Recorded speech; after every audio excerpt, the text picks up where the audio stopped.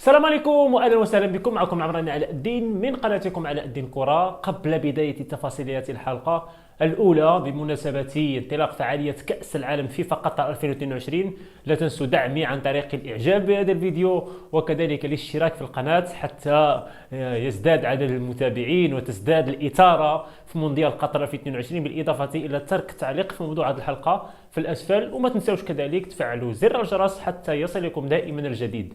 حلقة اليوم ستكون مختصرة، هي حلقة تجريبية يعني لما سنقدمه من حلقات في المستقبل إن شاء الله، بداية من يوم الغد إن شاء الله الرحمن الرحيم في افتتاح فعاليات مونديال قطر 2022. إذن حلقة اليوم سنتحدث فيها عن الخبر العاجل الذي ورد الآن في مجموعة من الصحف، مجموعة من التقارير الصحفية والإعلامية تؤكد على أن الفرنسي كريم بنزيما مهاجم نادي ريال مدريد حاصل على أو حامل لقب الكرة الذهبية سوف يغيب عن مونديال قطر 2022 بسبب تمزق في فخذه.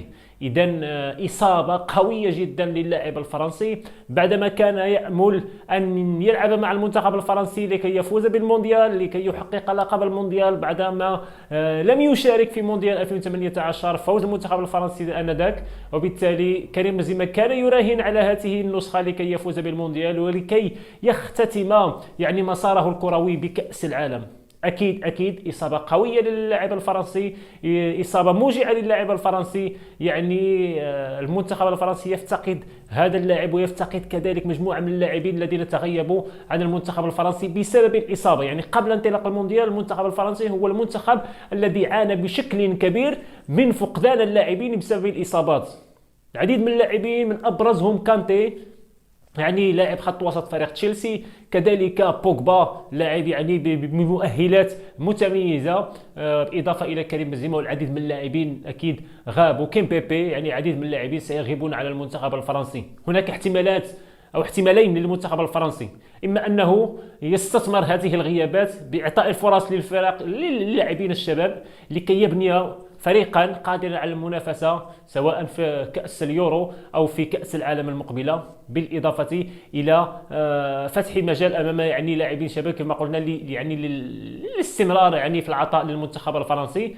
واحتمال ثاني أعتقد أنه هو الوارد باعتبار اللاعبين غير منسجمين بخصوص لاعبين الشباب. احتمال ثاني هو أن المنتخب الفرنسي لن يذهب بعيدا في هذه النسخة. هذه هي الاحتمالات التي أعتقد أنها ستكون طريقا للمنتخب الفرنسي. بغينا نعرف آرائكم واقتراحاتكم بخصوص هذه الإصابة، بخصوص منظومة لعب المنتخب الفرنسي. قبل نهاية هذه الحلقة لا تنسوا الضغط على زر الإعجاب وكذلك الاشتراك في القناة وتفعيل زر الجرس حتى يصلكم دائما الجديد من قناة علاء الدين كرة. وانتظروا حلقات علاء الدين كرة باستوديو جديد، ولو أنه بسيط ولكن جديد، في مونديال قطر 2022. تحية.